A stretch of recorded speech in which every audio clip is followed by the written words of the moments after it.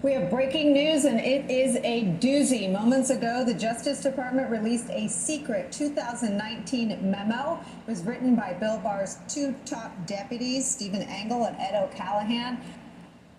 We have breaking news, and it is a doozy. Moments ago, the Justice Department released a secret 2019 memo. It was written by Bill Barr's two top deputies, Stephen Engel and Ed O'Callahan. Bill Barr used this memo, held secret until moments ago, to justify his decision to not charge Donald Trump with the crimes of obstruction of justice outlined in the 23-month-long investigation led by Robert Mueller and his team from the Mueller probe. This memo was written by two senior DOJ officials for Attorney General Barr, both political appointees. They argue that the Mueller report had not established a case to charge Trump with obstruction.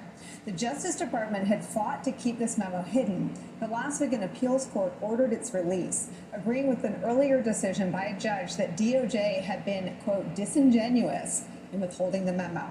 Let's bring into our conversation Andrew Weissmann, former DOJ prosecutor and senior member of Robert Mueller's special counsel investigation. He's now an MSNBC legal analyst. Also with us still, Pete Strzok, a former FBI counterintelligence agent who also worked on the Mueller investigation. And my colleague, NBC News justice reporter Ryan Riley's here. Ryan, you've been reading through it. Tell me your sort of top line observations.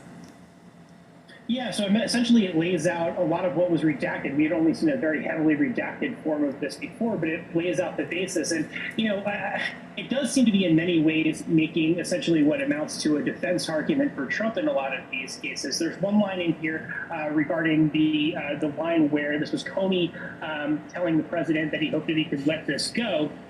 And they write in here that there was not a clear, it was not directing, quote, a clearly direct a particular action in the Flynn investigation, and Comey did not react at the time as though he had received a direct order from the president. And it's just overall, it seems a pretty defensive mechanism. And remember, these were two top officials from the Trump administration who were making this case, but they were essentially making a case for what Barr had sort of already determined, which was that he was not going to charge the president. The other line that the other argument I think that really sticks out here is just this idea that Donald Trump wasn't necessarily motivated by his desire to cover up wrongdoing. It was more that he was just getting impacted by in the political realm, and this was impacting his political abilities. It's basically an argument that would sort of justify a lot of his actions, is what this memo sort of lays out. So overall, it sort of almost reads as a defensive document of Donald Trump in a lot of ways.